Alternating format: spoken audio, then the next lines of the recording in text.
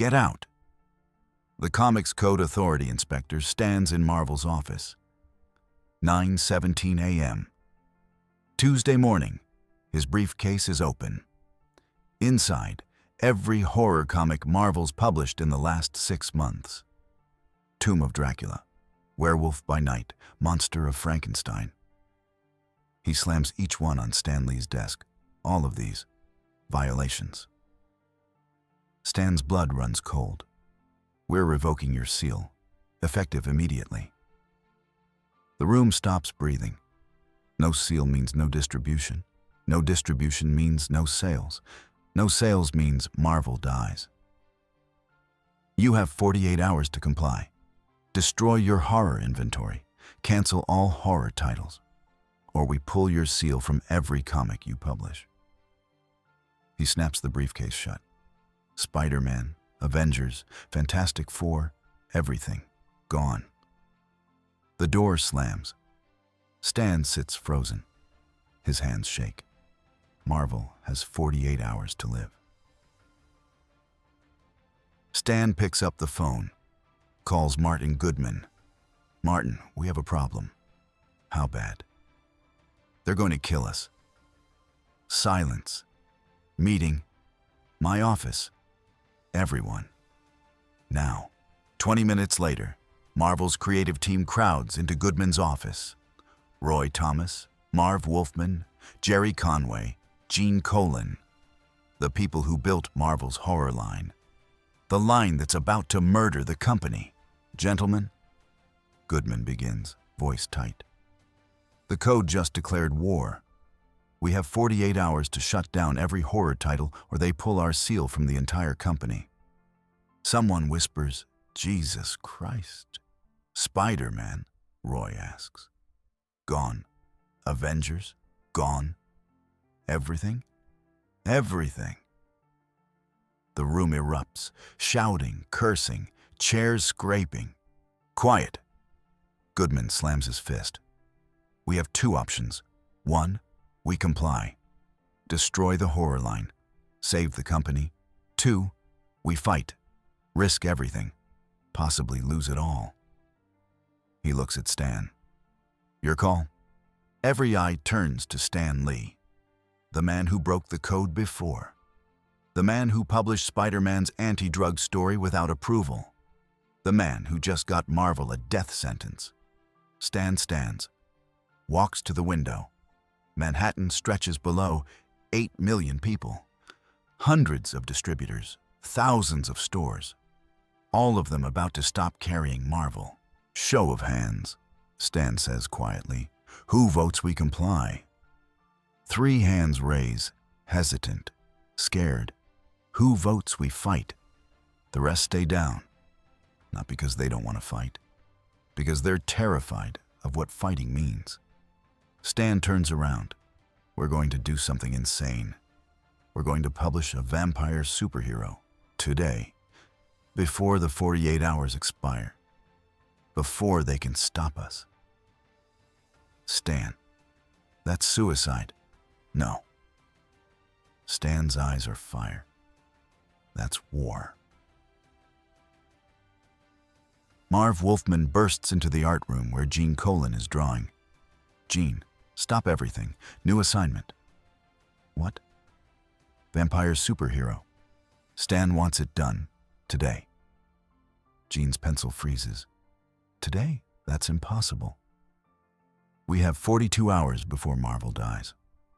This character either saves us or kills us. Your choice. Gene looks at the blank Bristol board in front of him. Then he starts drawing. Stan paces his office. Coffee cold.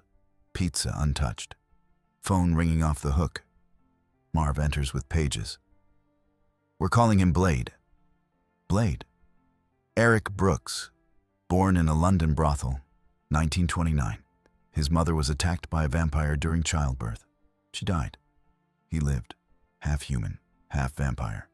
All rage. Stan reads the character notes. He hunts them. Marv continues. The things that made him. He's not a hero. He's a weapon. Stan looks up. The code will say he's promoting violence. The code's already trying to kill us? What's the difference? Stan smiles. Dark. Dangerous. None. Keep going. Roy Thomas barges in. Stan, I found it. Found what? The loophole. The code says no vampires. But there's a term from Balkan folklore. Dhampir. Half vampire. Born, not turned. The code's never heard of it. Stan's eyes widen. So technically, Blade isn't a vampire. He's a Dhampir. Different rules, different category. Will it work? It has to. Because if it doesn't, we're dead anyway. Gene Colan delivers the finished pages at 9:17 a.m. Wednesday. Exactly 24 hours after the inspector left. Exactly 24 hours before Marvel dies. Stan spreads them across his desk. Panel 1, London, 1929, blood on cobblestones. Panel 2, a baby, eyes open, wrong. Panel 3, years later, wooden stakes, ash. Panel 4, now, blade, leather, silver, death. The caption, they made me what I am. Now I'll unmake them all. Stan's hands shake as he holds the pages. This is the best thing they've ever created. It's also the thing that might destroy them. His phone rings. Goodman. Stan. The board met. They want us to comply. Destroy the horror line. They're terrified. Martin. They're probably right. If we publish this, the code will crucify us. Distributors will drop us. We'll lose everything. Silence. But you know what? Goodman's voice changes. Fuck them. Stan blinks. What? You heard me. Fuck them. We built this company by breaking rules, by doing what everyone said was impossible. I'm not going to die playing it safe. Martin, this could... Publish it, Stan. Today, before they can stop us. Blade debuts tomorrow in Tomb of Dracula number 10. I don't care if it kills us. At least we'll die swinging. The line goes dead. Stan looks at the pages again.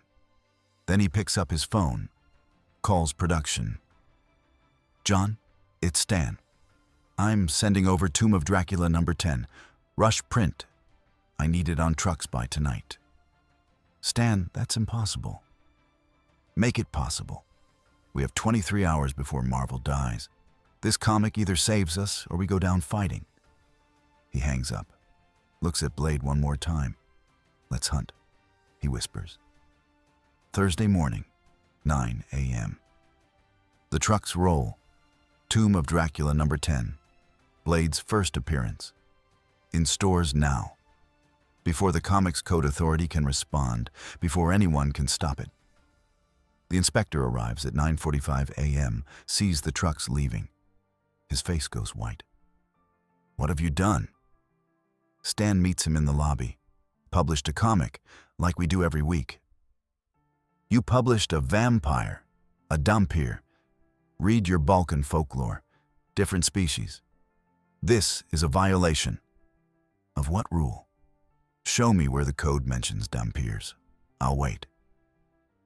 The inspector opens his briefcase, flips through the code manual, page after page. His hands shake. He can't find it, because it's not there. This is a technicality. No. Stan leans forward. This is genius. You tried to kill Marvel. We just killed your authority instead. The inspector's face turns red. The board will hear about this. Good. Tell them Stan Lee says hello, and tell them if they ever threaten Marvel again, I'll publish a werewolf superhero next. The inspector storms out. Stan watches him go, then collapses against the wall. His legs are shaking. His heart is pounding. He just bet Marvel's entire existence on a vampire superhero created in 36 hours. Either it works or they're finished. Friday, 9:17 a.m. Exactly 48 hours after the inspector's visit, Stan's phone rings. Lee here. Stan, it's billet distribution. You need to sit down. Stan's blood goes cold. How bad? Bad? Tomb of Dracula number 10 sold out. In 6 hours. We're getting reorder requests from every market. Retailers are calling it the fastest-selling Marvel comic this year. Stan stops breathing. What? Blade, whatever he is. Readers are going insane for him. They want more. Now. Stan hangs up. Stares at nothing. They won. They actually won. The Comics Code Authority calls an emergency meeting. They're furious. They're humiliated. But they can't do anything. Because Blade isn't a vampire. Technically. And technicalities matter. Within 6 months, the code revises its rules. Vampires are allowed. Horror is allowed. The gates Stan kicked open, stay open. Werewolf by Night continues. Tomb of Dracula thrives. Ghost Rider debuts. Marvel's horror line becomes its most profitable division. All because of 48 Hours. One vampire superhero, and a man who refused to die quietly. 25 years later, 1998. Wesley Snipes. Leather coat, silver sword. Blade. Opening weekend, $17 million. Total gross, $131 million worldwide. But the money doesn't matter. What matters is what Blade proved. Marvel could make R-rated, adult-oriented superhero films. Horror and heroes could coexist. Rules were made to be shattered. Kevin Feige years later. Blade Walking in Daylight showed us the MCU could do anything. No genre limits, no tone limits, just great stories. Before Iron Man, before Spider-Man, before X-Men, Blade walked, so they could run. The truth, Stan Lee never told this story. Not the full version, not the 48-hour countdown, not the inspector storming the office, not the death threat hanging over Marvel. He just said, "We created a vampire superhero. Readers loved him. But in Marvel's archives, there's a memo, dated July 1973, from Martin Goodman to the creative team. Code Authority threats. We will not comply. We will not surrender. We will publish Blade. If Marvel dies, we die fighting. If Marvel lives, we live free. There is no third option." Signed, everyone who refused to kneel. That memo is framed in Marvel's New York office. Next to it, a single panel from Tomb of Dracula number 10. Blade, sword raised, eyes burning. Caption, "I am the thing that hunts the dark, and the dark should be very, very afraid." Stan Lee didn't create Blade in quiet contemplation. He created him in 48 hours of pure terror. With Marvel's existence on the line. With the code trying to murder the company. With everything they'd built about to crumble. And he won. Not because he played it safe. Because he went to WR. The inspector said, "Comply or die." Stan said, "Watch us do both simultaneously and still win." That's not creativity. That's not courage. That's insanity wearing a victory crown. And sometimes, insanity is exactly what you need. 2019 San Diego Comic-Con. Kevin Feige stands on stage. Marvel Studios logo behind him. "We have one more announcement." The room holds its breath. A silhouette appears, sword on back, leather coat, then a voice, smooth, powerful, unmistakable. "Mahershala Ali. Some motherfuckers are always trying to ice skate uphill." The crowd explodes. Blade, MCU. Coming. And somewhere, in a dimension where legends watch, Stan Lee smiles. Because the vampire hunter he created in 48 hours of terror. He's still hunting, still saving the day, still proving that rules are temporary. But legends are forever. The Night Marvel bled, they tried to kill it. Stan made it bleed back, and the blood turned to gold. Or as Blade would say, the hunt never ends.